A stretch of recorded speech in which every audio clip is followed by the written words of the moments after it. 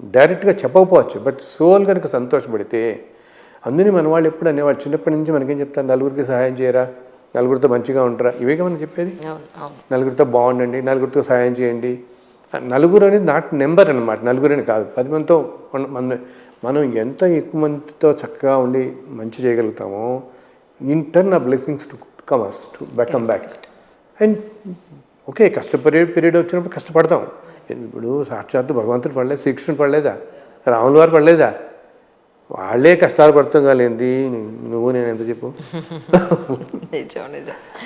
So అప్పుడు మాత్రం ఇదే నేను ఇప్పటికీ నేను అందరూ చెప్తాను. నేను చూస్తున్నాను, నా జీవితం అనే కాదు, నేను చుట్టుపక్కల కూడా చూస్తున్నాను. ధర్మంగా ఉండే వాళ్ళు కూడా కష్టాలు పడుతున్నా ఆ టైం వచ్చినప్పుడు బయటపడతారు. ఆయన తప్పకుండా చూస్తాడు. బికాస్ నేను అందరితో ఉంటాను, is the kindest of all అంట. ఆయన ఎవరికి కష్టం పెట్టాడు, ఇంకా తొందరగా వీళ్ళని పడేద్దామని చూస్తాడు బయట. ఏంట్రా బాబు వీళ్ళు తెలుసుకోలేకపోతున్నారు, బయటపడేద్దామని చూస్తాడు చెప్తే. అండ్ మనం నిజంగా మన ఇంటర్నల్గా మన ఆలోచనలు ఏమిటి, మన స్వభావం ఏమిటి అన్నది మన తల్లికి, మన తండ్రికి, మన అన్నకో, మన తమ్ముడికో, మన పిల్లలకో ఎవరికి తెలియకపోవచ్చు, ఆయన మాత్రం తెలుస్తుంది. దట్ ఈజ్ అబ్సల్యూట్లీ ట్రూ కదా.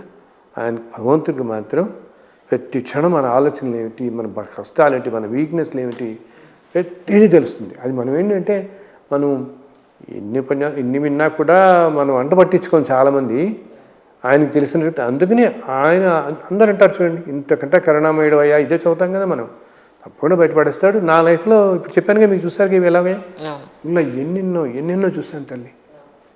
అలా మనం పట్టుకుని నిలబడ్డామంటే అది మనని కాపాడుతుంది. మనం మాత్రం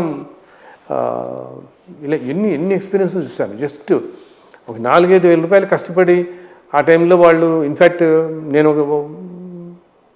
ఎన్నో అనమాట ఇట్లాగా. ఆ కంపెనీ డైరెక్టర్లే నాకు బాగా తెలుసు. ఏదో స్కూల్కి మా అమ్మాయి అడ్మిషన్స్ కన్నా వెళితే వాళ్ళు ఎంత పట్టారో 5,000 మీద కట్టాల్సిందే అని. బట్ ఆ స్కూల్ మేనేజ్మెంట్ వాళ్ళందరూ ఒకప్పుడు నా దగ్గరికి వచ్చిన వాళ్ళే. నేను ఒక్క ఫోన్ కాల్ చేస్తే సరిపోయింది అది, బట్ నేను చేయలేదు. నేను 20 రోజులు టైం కావాలండి, నేను మీకు కడతాను 5,000 అండి అన్నాను. నేను ఫోన్ చేయలేదు. యాక్చువల్గా మా పెద్దమ్మాయి ఎప్పుడు తల్లి, మేము అక్కడ సంతోష్ నగర్లో ఉండేవాళ్ళం కదా. సో దానికి ఆ రోజులు ఏం చేస్తారు, కొంచెం మంచి మార్క్స్ 10th క్లాస్లో వస్తే, అది గౌతమ్ ఏవో ఉన్నాయి కదా, దేంట్లో చదివింది. ఫస్ట్ ఇయర్ అక్కడ చదివింది. ఓకే, దిల్సుఖ్నగర్లో చదివిన తర్వాత మేము ఇటు పక్కకి సంజీవరెడ్డి నగర్ సైడ్ వచ్చేసాం, ట్రాన్స్ఫర్ అయ్యి షిఫ్ట్ అయిపోయాం 2001. ఇంకా కాలేజీ రిజైన్ చేశాను, నేను ఇటు ఉందామని చెప్పి అనమాట.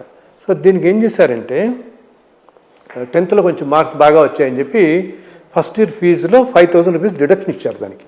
ఓకే, అర్థమైందా, ఫీజులో డిడక్షన్ ఇచ్చారు. సో ఫస్ట్ ఇయర్ అయిపోయింది. ఫస్ట్ ఇయర్ అయిన తర్వాత సెకండ్ ఇయర్ చేరడానికి మేము ఇటు పక్క వచ్చాం ఇంటికి. అయితే ఇక్కడేంటి, ఆ గౌతమ్ వాళ్ళది లేదు ఇక్కడ. గౌతమ్ కాదు, నలంద ఏదో, ఐ థింక్ నలంద స్కూల్. వేరే ఇక్కడ ఆ నలంద లేదు కాబట్టి ఆ బ్రాంచి, ఏదో గౌతమ్ ఏదో చేరింది దీంట్లో. సో అక్కడికి వెళ్ళిన తర్వాత వాళ్ళు టీసీ ఇవ్వాలి కదా మనకి. వెళ్ళి వాళ్ళని అడిగాం, ఇలా అయిపోయింది, మేము మా అమీర్పేట సైడ్ మారిపోతున్నామండి, మాకు ఆ టీసీ ఇవ్వండి అంటే, అతను వెంటనే అక్కడున్న ఆ మేనేజర్ ఎవరు ఉంటారు కదా, అతను ఇంకేం పెట్టాడు తెలుసు నాకు, వెంటనే మీ అమ్మాయికి 5,000 అప్పుడు మేము డిస్కౌంట్ ఇచ్చాం కదా, ఆ 5,000 కడితే కానీ మీకు టీసీ ఇవ్వను అన్నాడు. అయ్యో, అదేమిటి అసలు అర్థం ఉందా? 5,000 ఇస్తే కానీ మీకు డిస్కౌంట్ ఇవ్వనండి, మీరు ట్రాన్స్ఫర్ అయిపోతున్నారు కాబట్టి మీరు ఆ 5,000 పే చేయాలన్నాడు. నేను బాబు మేము ఇప్పుడు అసలే కష్టాల్లో ఉన్నాను, నేను ఇప్పుడు వెళ్ళి షిఫ్ట్ అయ్యాము, ఇప్పటికి నీకు 5,000 వెళ్ళంటే, కానీ అది ఏ కాలేజీ అయితే మేము చేర్పించామో ఆ కాలేజీ డైరెక్టర్స్ 4-5 వచ్చేవాడు. ఎంతో ప్రాణం నేనంటే. ఆ మేనేజర్ దగ్గర నుంచి ఒక్క నిమిషం బాబు మీ డైరెక్టర్ ఫోన్ చేస్తానంటే చాలు, ఇంకేం అక్కర్లే. నేను ఒకసారి మీరు డైరెక్టర్ చేయండి, నేను విశ్వపతి గారు వచ్చారని చెప్పానంటే, కానీ నేను ఏమనలేదు. నేను కళ్ళు మూసుకొచ్చుని నాకు 20 రోజులు టైం ఇవ్వండి, నేను ఇస్తానని చెప్పి, ఆ తర్వాత 20 డేస్ తర్వాత ఇలా 5,000 అనిపించి నమస్కారం పెట్టి ఆ టీసీ తీసుకుని వచ్చాను. మనం చక్కగా చదువుకున్న తర్వాత బిఏ ఇన్ఫోసిస్లో చేరి చక్కగా ఉంది. సో చెప్తున్నాం, మనం ఆ ధర్మం అనేది వదిలిపెట్టకూడదు అస్సలు. మన వాల్యూస్, ధర్మం అది ఎప్పుడు మనని కాపాడుతుంది. సింపుల్ చెప్పాను కదా, వీ గుడ్ టు బీ. మనకేంటంటే ఆ టెంపరీ గెయిన్స్ అనమాట. ఈ క్షణానికి మనం ఏదో గెయిన్ చేసేద్దామని ఓ తప్పు చేయటమో, ఓ పొరపాటుగా మాట్లాడటమో ఏదో చేసేస్తాం గబుక్కుని. బట్ లాంగ్ రన్లో అది మనకి దెబ్బ కొడుతుంది మళ్ళీ. వేరే మనం ఈరోజు కష్టపడుతున్నా కూడా మనం ఆ కోర్ వాల్యూస్ కనుక వదిలిపెట్టకుండా ఉంటే తప్పకుండా ఆయన రక్షిస్తాడు మనం అవును సార్. చక్కగా. ఇప్పుడు మనం ఎంత వింటున్నంత కొంచెం ఆయన వింటున్నాడుగా చక్కగా ఆయన. నిజం. నాకు నమ్మకం అంత నమ్మకం.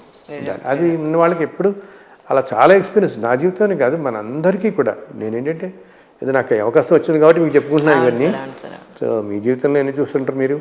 అవును నిజం సార్. నిజం డెఫినెట్గా అదే నిజం సార్. చాలా సంతోషం. ఎన్నో విశేషాలు మరో ఎపిసోడ్లో మళ్ళీ మిమ్మల్ని కలుస్తాను తప్పకుండా. చాలా సంతోషం కలిగి. నమస్కారం.